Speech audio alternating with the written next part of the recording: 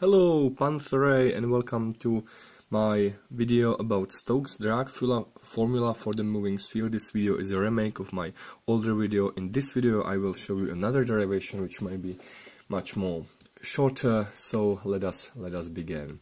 So first let me recognize what is the problem. The problem is that we have submerged a ball. There is moving fluid which is Newtonian with viscosity eta, and it's exerting a force on this ball. So our goal is to derive the force formula, which is this. Force is equal to 6 pi a v infinity times eta times z hat unit vector. This unit vector is in the direction of the moving fluid. So first, let me repeat what the Cauchy formula for Cauchy momentum formula is. Cauchy momentum formula. Cauchy momentum formula. This is basically the second Newton's law, which states that mass times acceleration is equal to force. Because we don't have friction forces, the volume forces, yes, we have only surface forces. This is 0, and we neglect this term. This is inertial term to get what is called Stokes flow. If you substitute in this sigma tensor, you will get this is gradient of the pressure, and there should be Laplacian, and this is 0 because there is another condition, which is that from this you have that gradient of pressure is equal to eta times Laplacian of velocity field, and I should write another equation which is called continuity equation. Continuity equation states that the matter is conserved. Yes, it's basically the conservation of mass for incompressible flow with the same density everywhere. Okay, let us guess the solution in this form. This equation is satisfied immediately when one will write that v velocity field is some curl of another vector field psi. Okay, this is much and all. Yes, this is satisfied. So our goal is to find now this psi vector field. We will guess this vector field as this. We will guess this vector field psi as this, as rho r. This is Stokes' stream function, but in the different form. This was Stokes' original idea, and if you recognize this, if you substitute in this velocity field, you will get this is curl of this. So this is gradient, and cross this phi hat, which is z hat vector, and gradient of this, which is r derivative, r hat vector cross this. So this is theta, and this is cross curl of phi hat, which is also z. So this is 2z hat r minus rho r prime theta. This is expression for velocity when this psi is in this form. Okay, so next let me and this should approach at far field v infinity z hat when r is going to be infinite. The radius of the sphere is a, basically, from this picture. Let us note that the divergence of psi is 0, because this is rho hat dot phi, which is 0, and there is r prime r theta, which is gradient dot this is 0, and scalar product with this is 0, and the divergence of phi, because it's irrotational, is also 0. So this is whole 0. It's very interesting. Okay, and what are boundary conditions? Boundary conditions telling us about our of R function of radius. Boundary conditions. Let us see. At v at infinity, it should approach v infinity. So that means that r at infinity should be equal to 1/2 v infinity. Why? Because this is 1/2 times z hat vector, which is basically this. Another condition is this is called no slip condition, and it tells us that the fluid is not moving on the surface of the sphere. That means that it should be sufficient that r at a, radius a, is equal to 0, and also the prime of a is equal to 0. Then this whole term is 0. So this is sufficient for boundary conditions. Okay, what is Stokes equation? Stokes equation, which is over there, Stokes equation, is telling us about this psi function. Okay, let us substitute in the Stokes equation, but first we will take curl of Stokes equation. Stokes flow equations, yes, equations of this equation. If we take curl of gradient is 0, so 0 and is equal to gradient of this. I should put eta divided by the whole equation, so there is no eta now. So this is curl of Laplacian of v, velocity field, but this is equal to curl of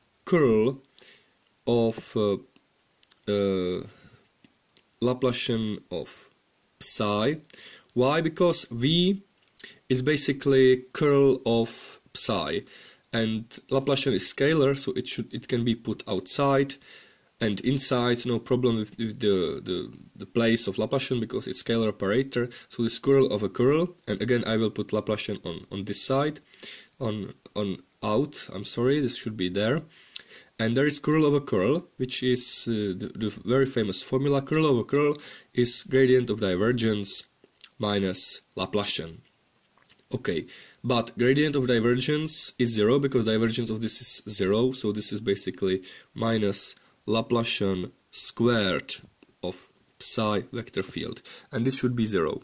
But we know, so it's sufficient to add minuses there, and this is plus and this is 0.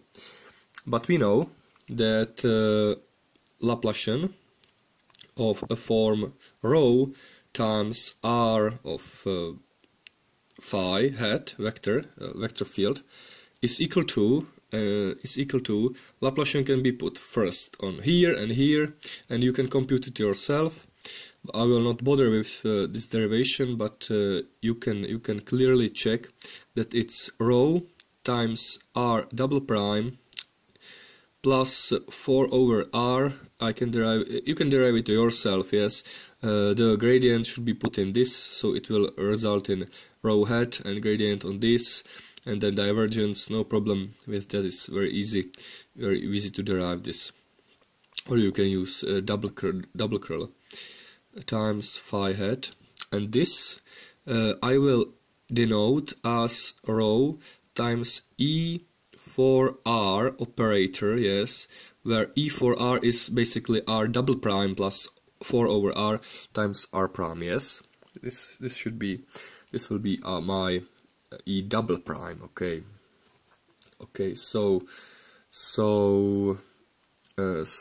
and this is therefore equal, because this is the same form, yes. This is e4 of e4, so it's e4 squared, or applied twice this differential operator on r, and there is phi hat unit vector field. Okay, what next? This should be 0, so that means that e4 2 squared of r is 0. e4 squared r is 0. So that means that if you use this equation to what is e4, so it's 1. Yes, and this can be also written. This is very interesting. This can be also written in the form 1 over r to the fourth power times r to the fourth power times r prime and prime. Yes, you can check it yourself that it's indeed this. Okay, so it's indeed this. Yes.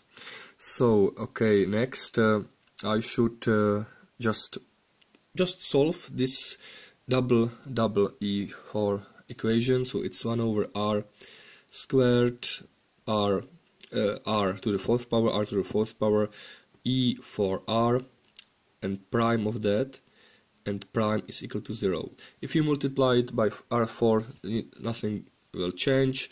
Integration will give you constant, and you can then divide. So this is e for r prime is some constant divided by r to the fourth power. That means if you integrate it, then you get that e for r is then a over r cubed plus b. A is another constant. Yes, this is very easy integration. But b has to be 0. B has to be 0. B has to vanish. Why? Because this is basically the second derivative. So that means that if you integrate this operator twice, you will get original r. But if b would be 0, that means if it was be 0, it would be b. There would be b times r squared term. But this will blow up into infinity at r is approaching infinity. But v should be no other than v infinity z hat, so it can't be infinity. It can't be infinity, so this should be 0. Okay, so let us impose another conditions on E4 R. So that means that another condition says that R at A is 0. So let us rewrite this equation in terms of this simplification.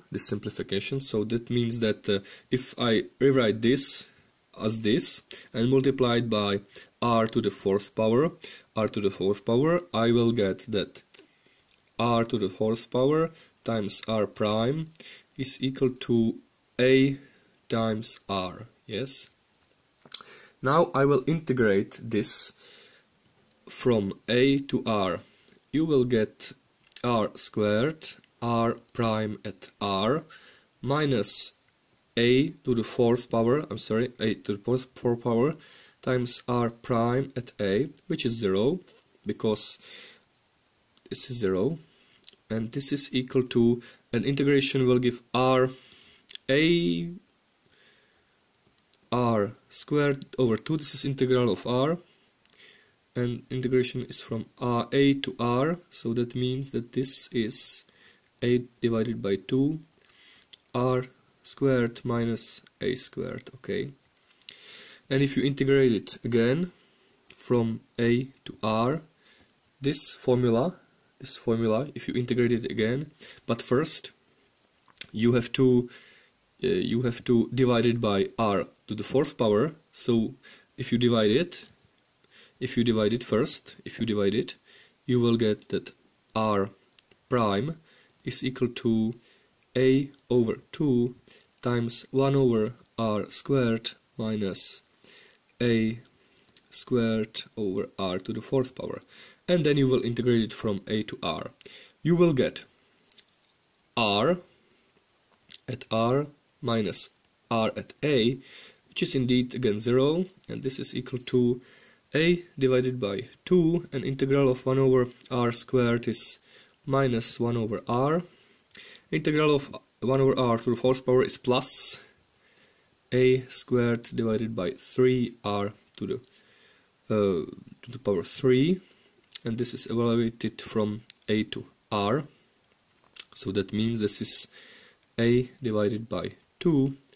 There is minus 1 over r plus a squared over 3r squared cubed minus, this is plus 1 over a minus, and this a should be there, so a squared over 3r 3a cubed, which is, there is 1, okay, and this can be simplified because this is a divided by 2, yes, a divided by 2 times minus 1 over r, and this is plus a squared over 3r cubed, and there is plus 1 minus 1/3, which is plus 2/3, yes, 2 over 3a, 2 over 3a, so it's like this, it is like this, okay, and you can clearly see that r is approaching r at infinity is what? Is a over 2, and this will vanish at infinity, this will vanish, and this will remain, so this is 2 over 3a. But this will cancel, but this should be equal to v infinity over 2, because this is one of our boundary conditions. It's 1 over 2 times v infinity. So we get what a is.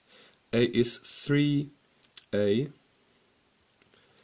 A is 3. A is 3a v infinity over 2. Okay. And also we can simplify this a bit,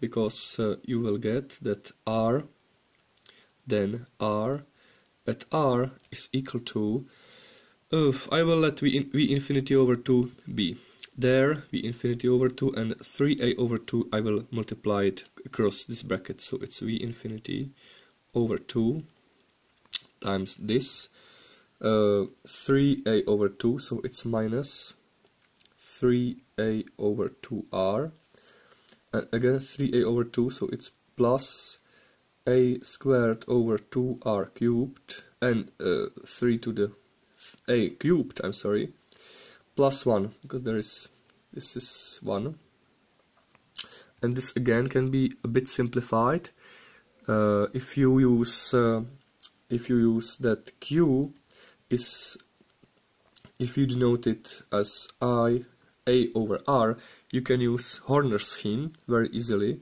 because this polynomial is minus is 1 minus 3/2 q plus 1/2 of q to the power 3. Yes, so you can write these powers over here. For example, the largest power is 1. The coefficient of power to the 3 is this cubed. Yes, there is 0, there is minus 3/2, and there is 1. I know that r at a and r prime of a is 0, so that means you can factor out polynomial 1 minus q squared. Yes, so I will factor it. So I will factor it as this. I will divide this polynomial by q minus 1. So this is repeated. This is basically a Horner scheme. Okay, this is plus 1/2, 1/2, minus 1, minus 1, 0. Okay, there is 1, and again there is 1/2, 1/2, 1, 1, 0. So this is what will remain. So that means that r is equal to v infinity over 2. This polynomial is q minus 1 squared, which is 1 minus q squared. So again, this is this. And what is remaining is 1 plus 1/2. 1 plus 1/2 q. So it's 2 divided by a divided by 2r. Okay. This is expression for r. And now I will derive what the pressure is. And we know that the pressure satisfies this equation, but this tells us that there exists some gradient of p. So that means that any integration will result in this p. If you imagine a sphere, and a path from infinity to r is equal to a, then this integration will give you p at infinity minus pr, p at p, you can integrate it from to some r, yes, not a, but to some r from infinity. This integration will give you this, so that's from infinity to, from r to infinity, yes, from r to infinity, eta, r to infinity, in this path, yes, so this is our Laplacian of v dr. Okay, that means that you can write p of r as minus eta integral from r to infinity r hat scalar product with Laplacian of v dr. But what does Laplacian v looks like? What does Laplacian v look like? We know that v is a curl of psi. That means that Laplacian of v is curl of Laplacian psi. You can put Laplacian over there. But Laplacian psi is in the same form as the psi itself, rho r phi, and Laplacian of psi is rho e4 phi. So that means that curl of this should result in Laplacian of v is equal to 2z hat e for r minus rho r prime theta hat. So that means that this is minus eta r to infinity r dot this 2, I will write it as this r, and you know that r hat dot phi, these are perpendicular vector fields, so they will result in 0. So that means that this is as this, but you know that r hat scalar product with z hat means this scalar product is constant along this path. So I will put it out of the integral, so I will get minus 2 eta r hat dot z hat, and integral of I'm sorry, this should be e of r, yes, e for r, yes, I've said it but I didn't write it. What is e for r? Well, e for r is a over r cubed, but a is over there, so this should be integral of a over r cubed, which is a from r to infinity, which is 2r squared. And yes, I haven't mentioned that I have used this another condition, that p at infinity is 0, so that means that this is 0, so I have written just p of r, and there is no p infinity in this equation. So, well, okay, so this will cancel out, and there is a is equal to 3a v infinity over 2, so that means, and this is rz, this is z over r, yes, this is just very simple scalar product, so this will result into minus 3, yes, av infinity eta z, yes, eta z, divided by r to the power 3, yes, okay. Okay, so next, what is p at a? P at a, we will be using that p at a. P at a is equal to minus 3 v infinity eta z divided by a squared, okay? And what is another term we will be using is this, a very interesting term. What is this? Because we have to find force, so you have to find this gradient of v. How do one find it? Okay, at r is equal to a. At r is equal to a, you know that v is this, and if you take gradient there will be plenty of terms, but most of the terms will be 0 because r at a and r prime of a are zeros. That means that only surviving term has to be this one, primed. Okay, so only surviving term is minus double prime of a r hat, because this is from differentiation, from gradation, from taking gradient for r prime. So this is only term. But this, because r e for r is double prime of r plus this, but evaluated at a, this is 0, so that means that r double prime is same as e for r. But e for r is a divided by r cubed. So that means this should be minus a divided by a cubed rho r theta. So that this is what? This is, because a is this, so this is minus 3 v infinity over 2a squared times rho r hat theta hat.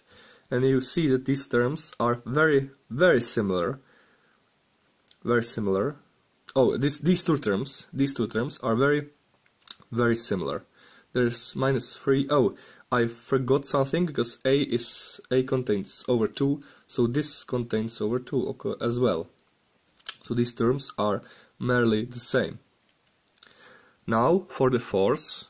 Force exerted on a sphere is equal to sum of all little forces. Well, so it's sum along the surface of the sphere of little forces, and these little forces are given as normal to the surface, scalar product, and tensor of stress tensor, and the integration is along these surfaces. Okay, what is this equal to? This is equal to integral, and we know that the fluid is Newtonian, so this is equation for the stress. So this means this is minus p r hat plus eta r dot this at r is equal to a. But since gradient of v transposed contains first, this will be switched, so it contains first this theta hat, so that means this is r hat scalar product with theta hat, which is 0, so the only term is this first term, so it's plus eta r hat dot gradient of v. You can write another term, but this is 0. This will be eventually 0, so I will stuck with this term, only this term, and this is equal to, well, this contains, I will factor out this minus 3, yes, this or just 3 v infinity eta divided, these are constants, and what is left is this minus p, which is plus z is left, z times r hat, and what is left here, eta is factored out, and there's the same term over there with minus, and what is left is rho theta hat.